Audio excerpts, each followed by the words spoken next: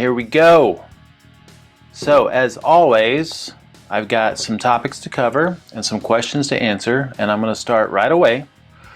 And that way, if you're coming and watching this later, you're not waiting for a big pause as we wait for people to come on board.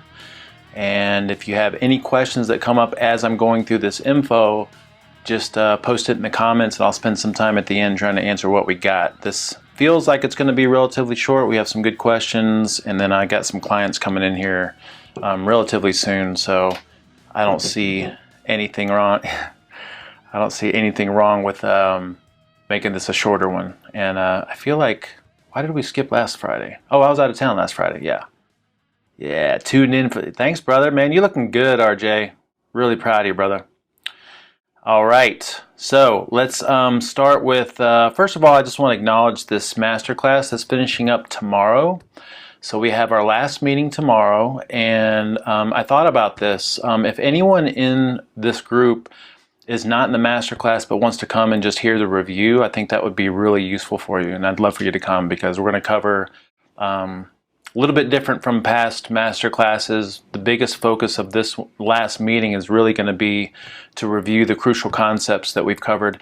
And this year has been the best year yet. I feel really good about the way that we've kind of communicated the concepts, and then we have a really, really good summary of all the most important points. So if you'd like to join us, that would be awesome. We've got a packed house for Texas Day Brazil tomorrow night, which means a lot of meat, a lot of cheese, few drinks for those of us that do that, and some good social community stuff. I'll be giving out some awards. We'll be doing some raffles, so that's going to be really fun. So let's just send our thoughts and our hearts and our prayers, or whatever you do, to these people that are, graduating tomorrow. Really, they're just beginning their journey, and it's just been such a great experience to be with them and facilitate this whole thing. So, and then, yo, what's up? So what else did I want to say about that? I think that's it. Yeah, really good meeting. I'm excited about it. So, all right, first thing I want to address. So I just went to Costco to get my 2 Texas Day Brazil discount cards, and it was insane what was happening there. I had no idea because I don't watch the news. I mean, I hear little tidbits of stuff here and there. I drove into the business center version because they opened at 7:30, and I was just going to get Conan some meat, and that was it. And I came in, and the parking lot was absolutely packed. And I was like, what the heck is going on? And then as I started to drive in, I realized it had to do with the coronavirus, right? So everybody's in there evidently, stocking up on stuff. And so I had a hard time finding a parking spot at 7:30. It had just opened. And I go in and I get my meat, and there are people with, I'm talking like pallet carts of water.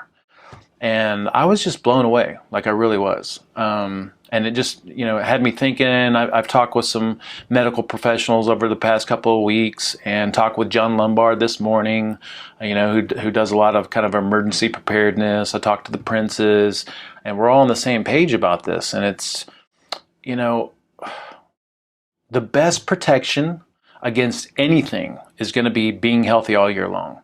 And I don't think that there's anything that you can do that is going to undo or overcome poor health. So it's like, if you are committed to this path of things that we learn together, eating real food, prioritizing sleep, meditating most days to mitigate stress, getting sunlight most days, we could probably throw in there getting sweaty most days, doing some kind of a fitness routine, and then to protect yourself against contamination, maybe washing your hands before you touch your face, that would be great.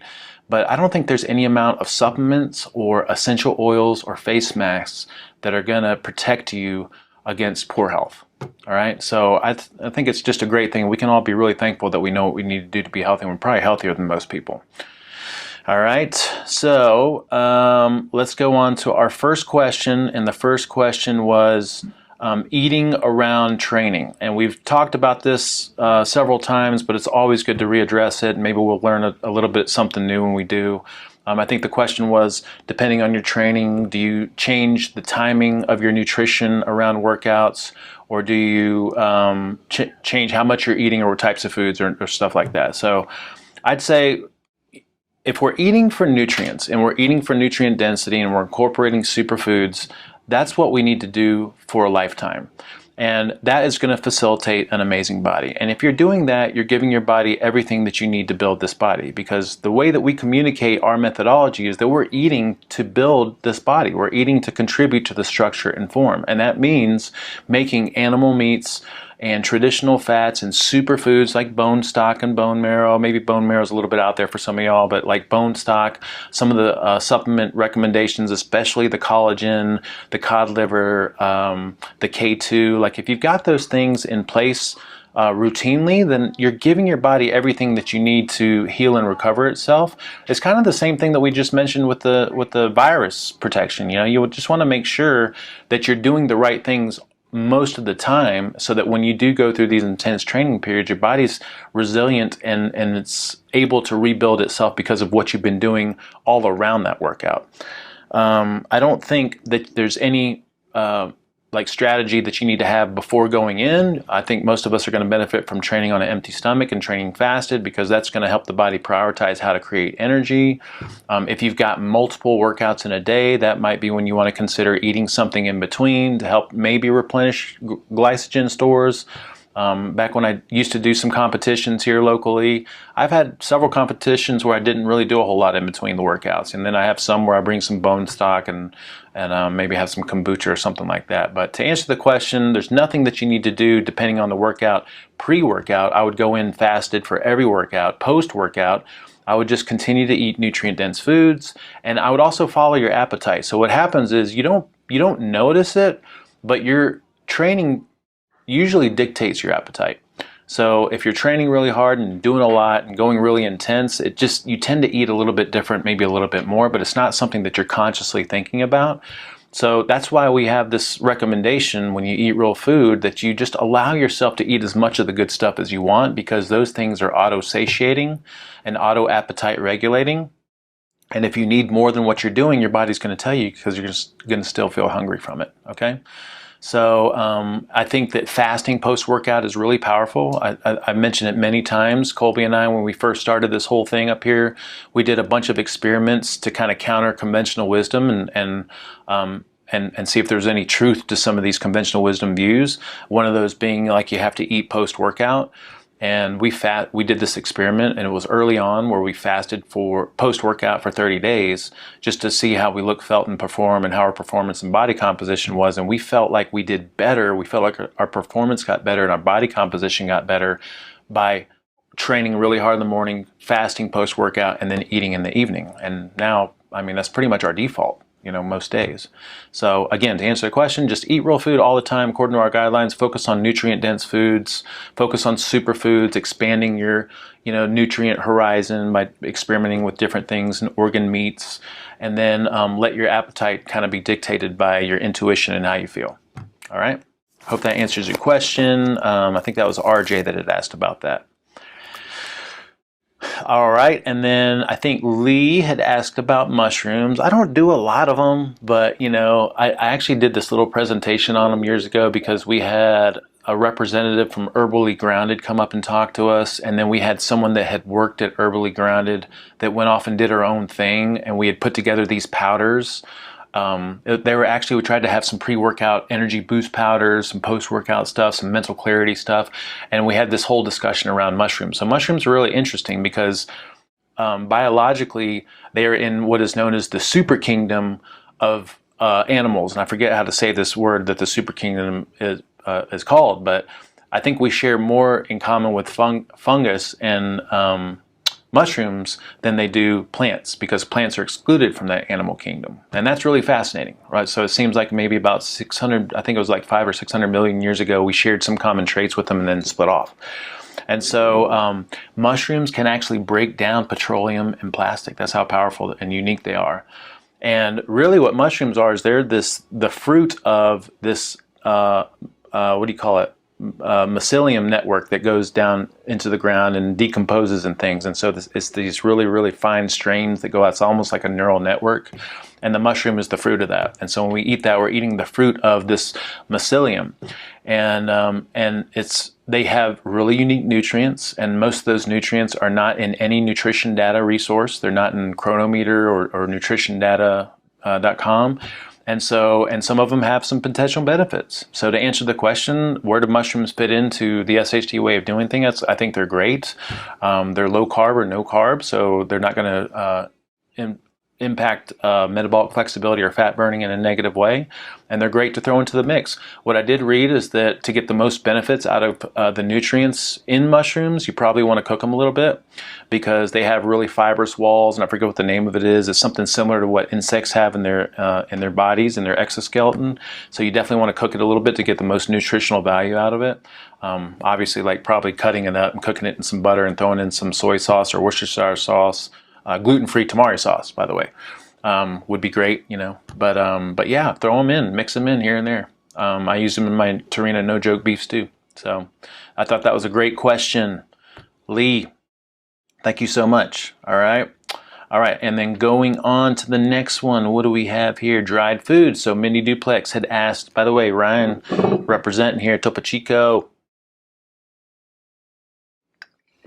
So Mindy had asked about dried foods. Dried foods are great. You know, I'm just thinking, what are our dried foods? Like obviously beef jerky and stuff. And she said, yeah, I mean, that's an obvious one, but I'm assuming we're talking about like dried fruits and maybe some dried vegetables, maybe like things like the plantain chips, although most of those are kind of cooked in oils or something, but roasted nuts. So I think those are all great. We just always want to read the ingredients. If you ever have a prepackaged bag of like dried mango or some kind of dried fruit, you definitely want to read the ingredients, because sometimes they'll mix some toxic oils in those. Sometimes we get the question about like added sugar. So we're not anti-sugar. We just want to be aware of the amount of sugar we're consuming. So if I want to get a bag of dried mango from Costco and it has added sugar, definitely don't want it to be corn syrup, but if it's an approved sugar, like a cane sugar or an organic cane sugar or something along those lines, then I think that's fine. We just want to be aware of how much sugar is in it and moderate the amount that we're consuming based on that. And then, of course, always following our basic rules, you know, like nurturing space in between meals and reserving the carbohydrates until later in the day. I can't remember when I've had dried fruit last. I think they might be good for hikes, especially long distance hikes. All right, so dried foods, yes, definitely in the deal. All right. And then the final thing that came up this week, and I was having a talk with Sharon, and it was a question around potatoes. So potatoes, we're totally for. It's one of our relatively safe starches. It's almost like if I had our safe starches and then I had a category that was like the gray area safe starches, I would put potatoes in there because they're nightshades, and the compounds in nightshades a lot of people have sensitivities to. I don't do very good on white potatoes, but what I was telling Sharon, first of all, potatoes are always listed on the EWG's Dirty Dozen list, which means that they're always tested for a lot of herbicides and pesticides. So I would always buy potatoes organic, regardless of what type they are. And then there's several GMO varieties of potatoes out there, and they're not going to be labeled as GMO. So I would probably get organic potatoes for that reason as well. And I can't remember what the different varieties are that are GMO, or maybe they have their own name. I think it was called sweet potato or something like that. But anyway, there's a potential for GMO when you buy potatoes. So I'd definitely make sure that those are organic. All right. And I think that's about all I got. Did anybody ask any questions in here? Those are some good questions, super short and sweet. We're here at about 15, 20 minutes. What are your thoughts about, so Gilda asked about juicing. So I actually just shot a video on, and the title of it is, Should You Do a Detox? And the majority of what I talk about in there is about juicing, because detoxes are just this big thing now. And what are my thoughts on juicing? I think juicing is not natural. I think it's not necessary. I think, juicing celery, you don't need to be juicing celery. You need to be eating real food. That's it, right? We need to think in terms of, what does my body respond best to? And our bodies respond best to eating food, because there's a whole digestive process that depends on the thinking of food, the preparation of food, because in that preparation, I smell it, I start to initiate like digestive processes, my saliva, I start to secrete saliva, my digestive juices start to heat up, and that all happens in my preparation. And then when I eat food, when I'm chewing it, I'm tasting it, I'm starting to break down simple carbohydrates with this enzyme in my mouth. Called salivary amylase. And then also, as I'm chewing it and as it's in my mouth, I'm sending signals to the rest of my system about what is about to come down the pipe. And then, so there's like all kinds of things that happen that are a part of this process that have been honed with our digestive system over millions of years. And juicing bypasses it. Juicing is just this big bomb of whatever's in the juice, and you bypass that process and you hit your stomach with a bunch of stuff. And so there's a potential for a lot of sugar. Well, first of all, you're bypassing digestive processes. There's a lot of sugar in most juices, depending on what kind of juice you get. And then, depending on how sensitive you are to plants, there's a lot of compounds in plants that if you eat vegetables, especially if you eat vegetables cooked, you're getting minimal amounts of these problematic toxins. But if I juice a lot of, say, spinach, I'm getting a lot of oxalates, and an unnatural amount of oxalates. Or if I juice broccoli or some other goitrogenic foods, I'm just having this potential to overload my system with a lot of things that's very, very unnatural. So my thoughts on juicing is it's pointless. Just eat real food. That's all you got to do. Juicing may be useful in a therapeutic situation if I can't eat food, because of a surgery or something going on. I know a lot of alternative cancer therapies recommend juicing, and there's all these detoxes out there, but I really think that the people that see benefit from juicing, it's not the juicing in and of itself, it's the fact that they have this protocol that's making them do something that was better than what they were doing before. And if they would just spend their same effort and energy on just eating real food, especially our way, it would be better for them over the long term. All right, so I hope that answers that question, Gilda.